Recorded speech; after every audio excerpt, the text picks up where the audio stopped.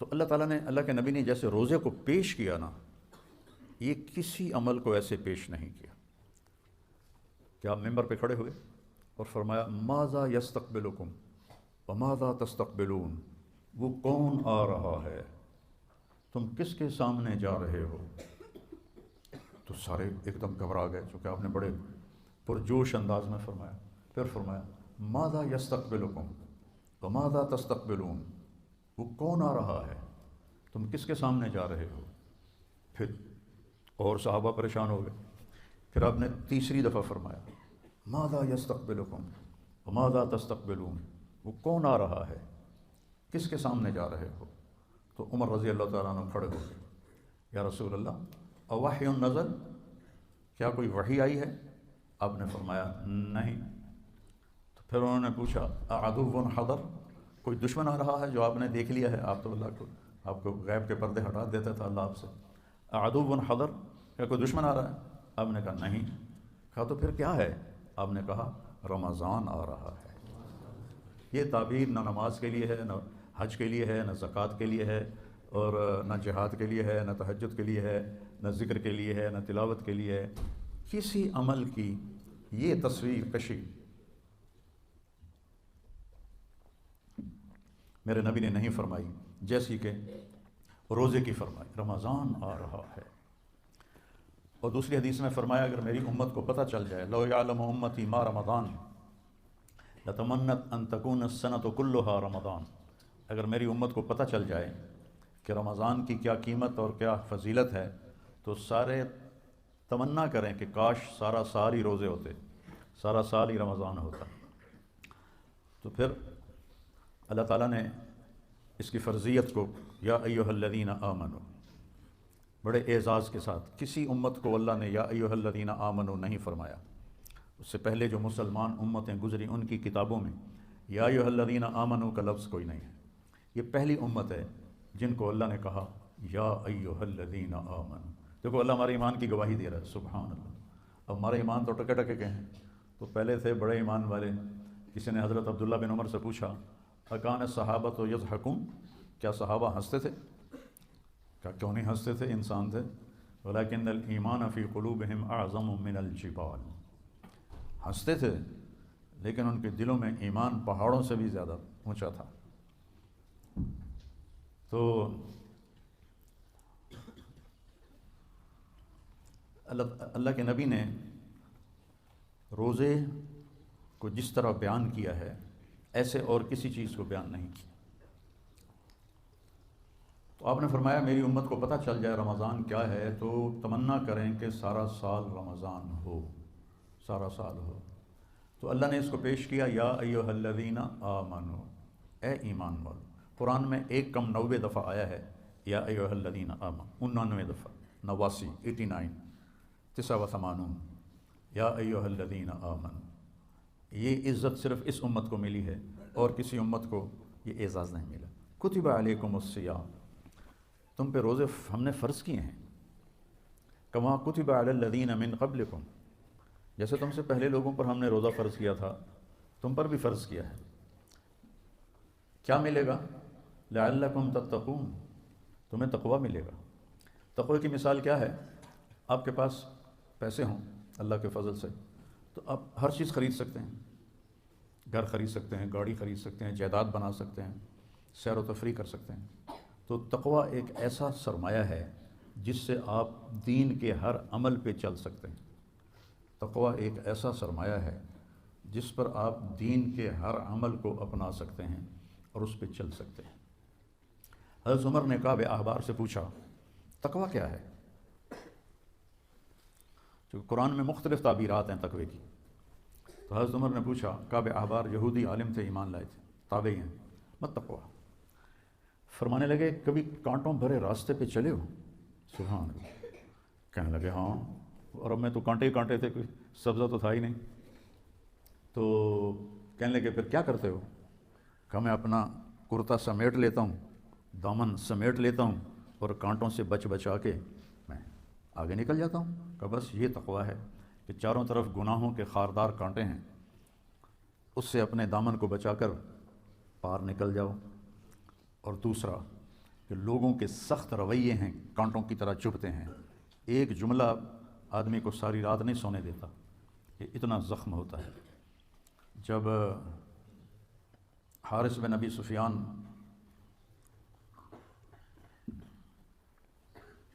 اور عبداللہ بن کیا تھے، وہ ایمان لانے کے لیے تشریف لائے فتح مکہ سے پہلے، تو آپ نے ان کو ملنے سے انکار کر دیا کہ مجھے ان کا ایمان قبول نہیں ہے، کہ یہ میرے بارے میں بہت سخت باتیں کرتے تھے۔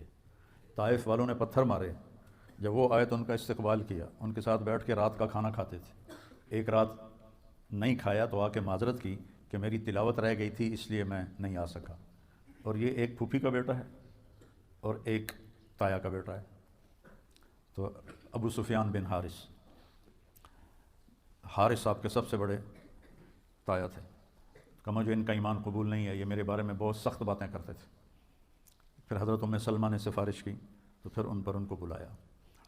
تو لوگوں کے سخت رویے کانٹوں کی طرح ایسے راستے میں ہیں، تو ان میں الجھنے کی بجائے دامن بچاؤ، کان بند کرو اور آگے چلے جاؤ، جواب دینے کے چکر میں نہ پڑو، اور اپنے دل کو صاف کر کے آگے نکل جاؤ۔ زبان کا بول، وَهَلْ يَكُبُّ النَّاسَ فِي نَارِ جَهَنَّمَ إِلَّا حَصَائِدُ أَلْسِنَتِهِمْ، معاذ تمہیں پتہ ہے سب سے زیادہ جہنم میں دھکا دینے والی زبان ہوگی۔ تو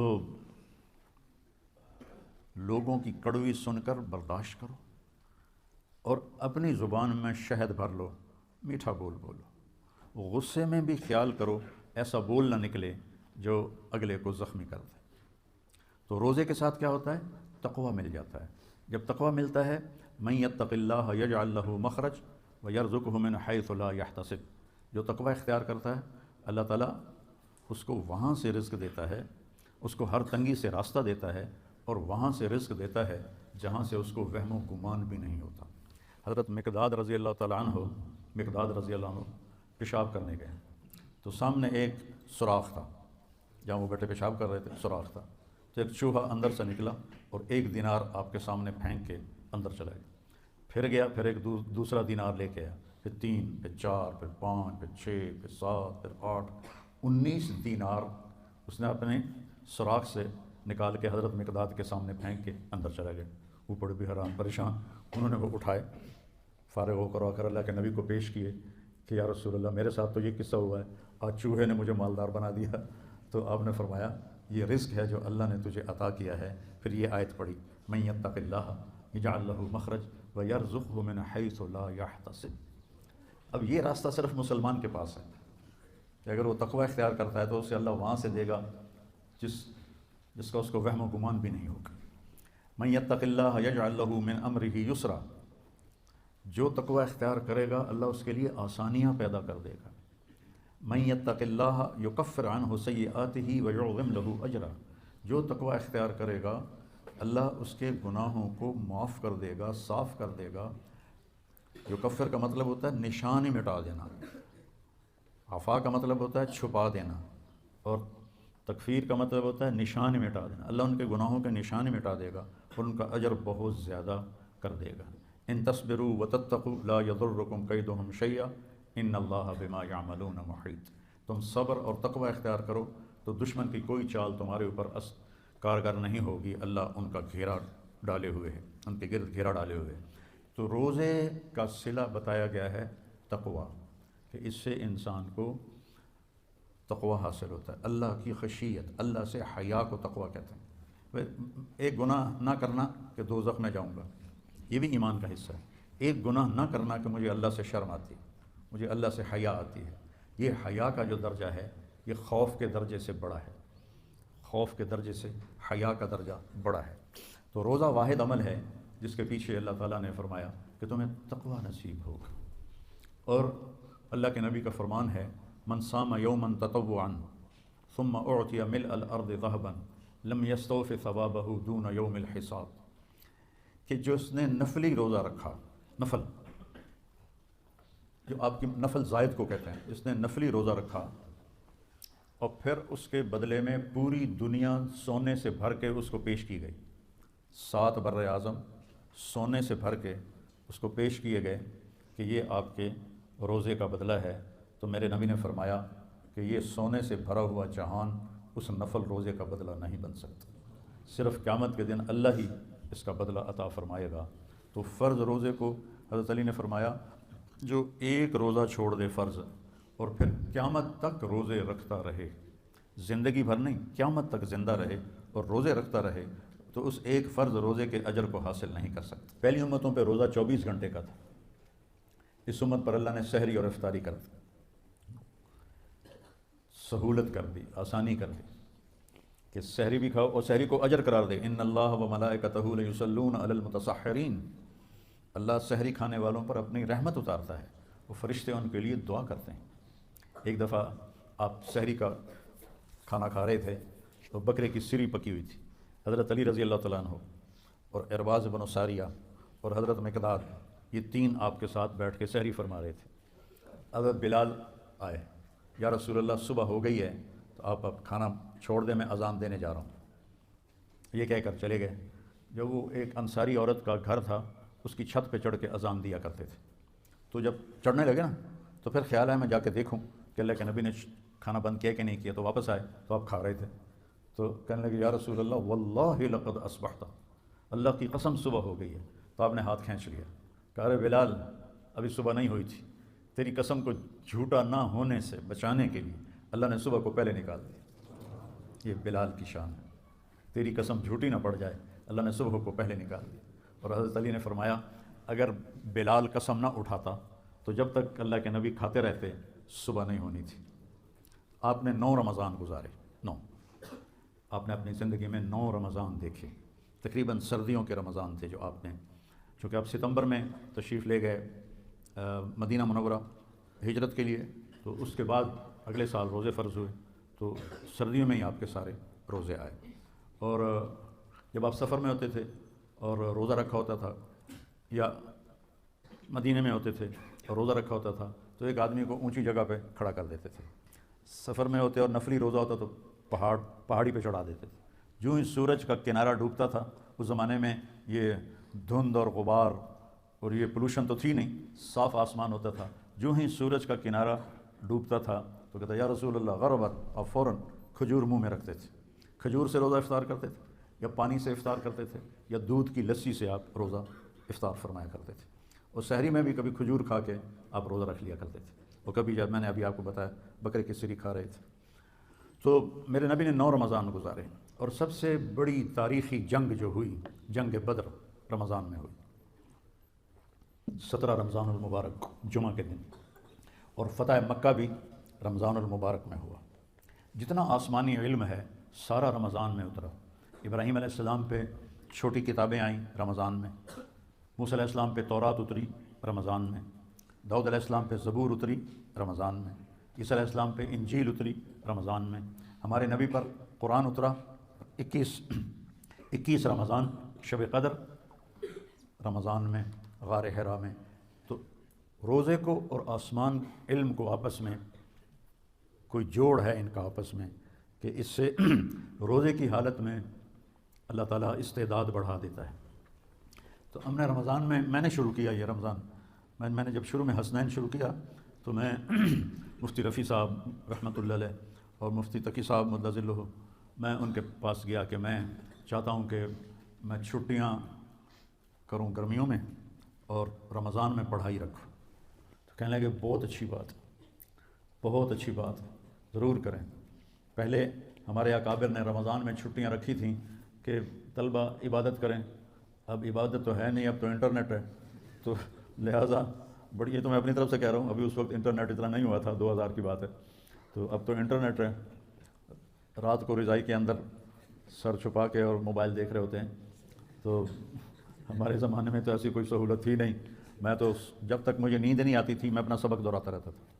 جو دن میں سبق پڑھا، میں نے کیسے کتابیں یاد کی، ایسے بیٹھ کے رٹا نہیں لگایا، مطالعہ کیا، سبق پڑھا، تکرار کیا، اور پھر سارا دن اس کو چلتے پھرتے دہراتا رہتا تھا۔ اور جب تک میں بستر پہ نیند نہیں آ جاتی تھی میں اس سبقوں کو دہراتا رہتا تھا، تو مجھے کتابیں یاد ہو گئیں ساری، ازبر، الف سے لے کر یا تک کتابیں یاد ہیں۔ اور صرف ناف تو میں بیت الخلاء میں بھی دہراتا رہتا تھا۔ میں نے کہا ضربہ یضرب ضرباً کون سا دین ہے، مار کٹائی ہے۔ تو کبھی میں بھول ہی جاتا کہ میں بیت الخلاء میں بیٹھوں، میں گردانوں میں ایسا شروع ہو جاتا تھا تو سارے آسمانی علوم کو رمضان کے ساتھ مناسبت، اس لیے میرے نبی قرآن کی تلاوت رمضان میں کثرت سے فرماتے تھے۔ پھر رمضان میں اللہ نے ہمیں قیام اللیل دیا۔ تراویح کا لفظ نیا ہے، یعنی یہ میرے نبی کے زمانے میں یا صحابہ کے زمانے میں یا تابعین کے زمانے میں تراویح کا لفظ نہیں تھا، یہ بعد میں ایجاد ہوا ہے۔ اس دور میں قیام اللیل تھا، وہ یہ تراویح کا لفظ بنا کہ بعد کے دور میں اہل مکہ 4 رکعت پڑھتے تھے اور پھر ایک طواف کرتے تھے۔ اس کو ترویحہ کہتے ہیں، تھوڑے آرام کرنا، راحت سے ہے نا، اس کا اصل جو مصدر ہے وہ راحت ہے۔ تو 4 رکعت پڑھ کے طواف کرتے تھے، تازہ دم ہو جاتے تھے، پھر 4 رکعت پڑھتے تھے، پھر طواف کرتے تھے، پھر 4 رکعت پڑھتے تھے، پھر طواف کرتے تھے، پھر 4 رکعت پڑھتے تھے، پھر طواف کرتے تھے، پھر 4 رکعت پڑھتے تھے، پھر طواف کرتے تھے۔ تو اس سے یہ تراویح کا لفظ بنا کہ وقفہ لینا، آرام کرنا۔ مدینے والوں نے کو جب پتہ چلا کہ مکے والے تو ہر 4 رکعت کے بعد طواف کرتے ہیں، تو ہم کیا کریں؟ تو انہوں نے 20 کی 40 پڑھنا شروع کر دی۔ اللہ نے اس امت پہ قیام اللیل، جس کو اب ہم تراویح کہتے ہیں، یہ اس امت کو تحفہ عطا فرمایا کہ اس میں قرآن سنو۔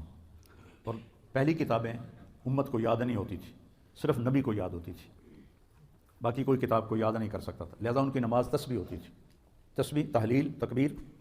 تو ہمیں تو اللہ قرآن دیتا ہے، اگر قرآن کی سمجھ ہو تو کتنے کبھی جنت کے نظارے، کبھی دنیا کی بے ثباتی، کبھی ایمانی صفات، کبھی اخلاق، کبھی سخاوت، کبھی جہنم، کبھی توحید، کبھی رسالت، کبھی آخرت، کبھی دنیا کی حقارت، کبھی آپس کے معاملات، کبھی آپ میاں بیوی کا تعلق، باپ اولاد کا تعلق، بھائی بھائی کا تعلق، تجارت کے مسئلے، زراعت کے مسئلے، حکومت کے مسئلے۔ قرآن تو ایک غنچہ نہیں ہے، ایک گلستان ہے جس میں پھول ہی پھول کھلے ہوئے ہیں۔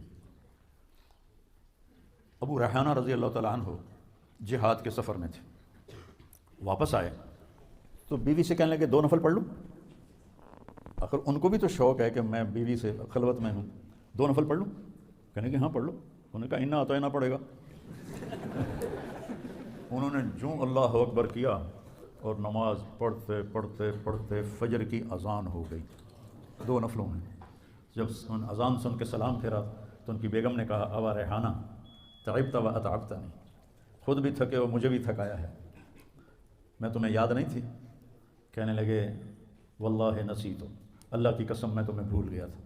کہا تیرا بھلا ہو، بھول گئے؟ ایک کمرے میں خلوت میں کیسے بھول گئے ہو؟ کہنے لگے جب میں نے قرآن شروع کیا نا تو میرے سامنے جنت جہنم کے نظارے ایسے آئے کہ مجھے یاد ہی نہیں رہا کہ میں کہاں کھڑا ہوں، مجھے یاد ہی نہیں رہا۔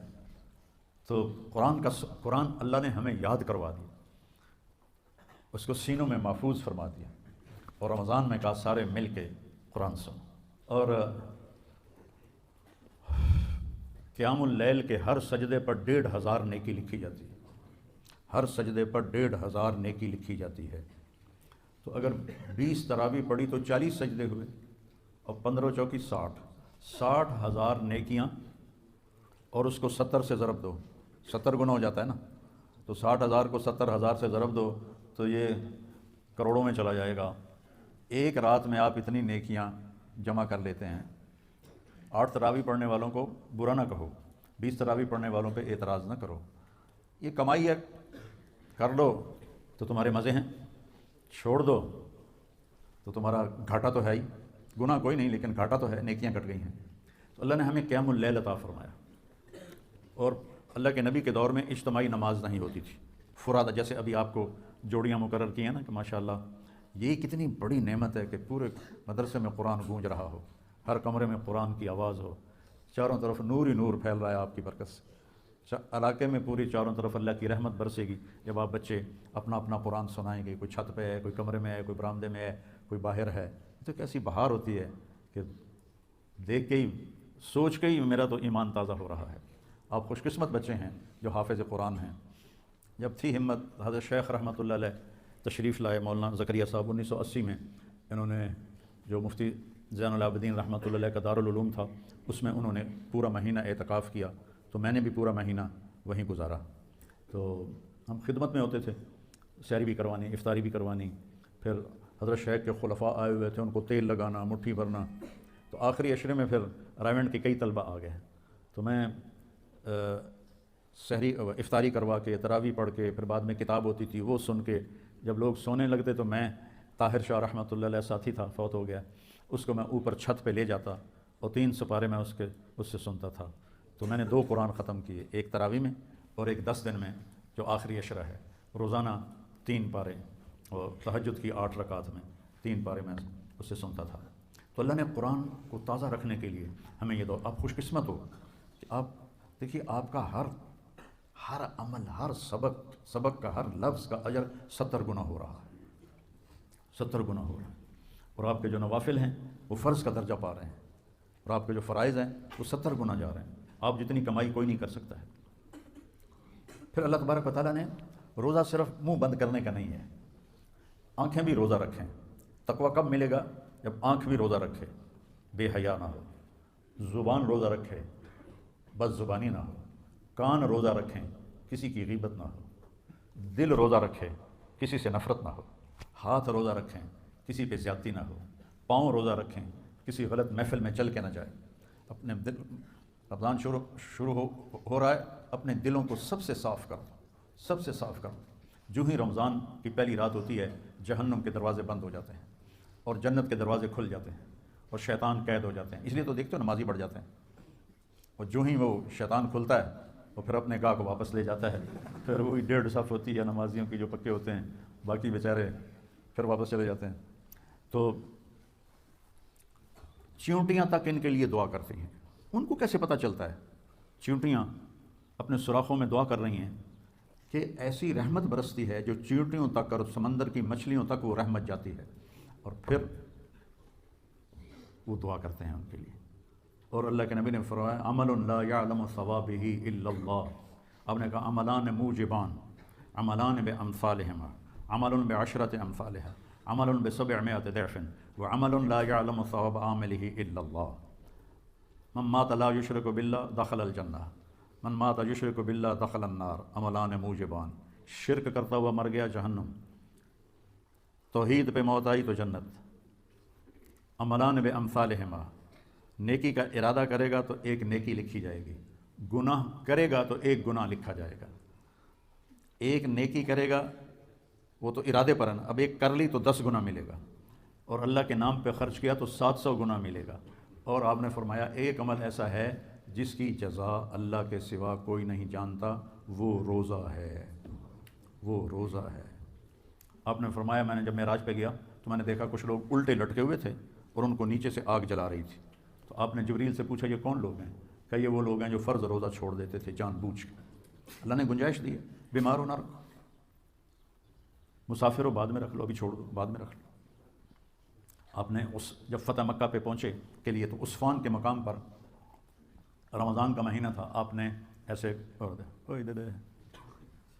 آپ نے ایسے بڑا اب یہ پیالہ تو ہے نہیں پیالی بھی نہیں ہے چھوٹی چھوٹی گلاسیاں آ گئی ہیں. بخل کی سب سے بڑی علامت ہے. ہمارے بچپن میں اتنا بڑا گلاس ہوتا تھا اتنا چوڑا اتنا بڑا.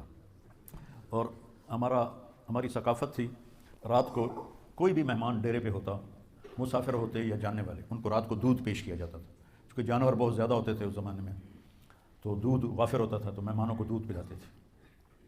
تو ایک ابا جی کا دوست تھا وہ اس کے والد کا نام تھا چاچا نواب وہ ہمارے دادے کا بڑا دوست تھا. تو چاچا لال اس کا نام تھا. وہ ڈیرے پر آیا تو نوکر دودھ لے کر گیا. تو آج کل گلاس چھوٹے ہی ہیں تو ایسے تو نہیں لیکن اتنے. تو وہ گلاس کو دیکھ کر کہنے لگا پتر میں نہیں پیندا. اسے کہا چاچا کی گل ہے؟ کہنے لگا 2 تو ود پیواں تو بے غیرت بنا تو 2 نال میرا گزارا نہیں چل رہا جا میں نہیں پیندا. آپ نے ایسے پیالہ لیا اور سب کے سامنے اس طرح روزہ توڑ دیا.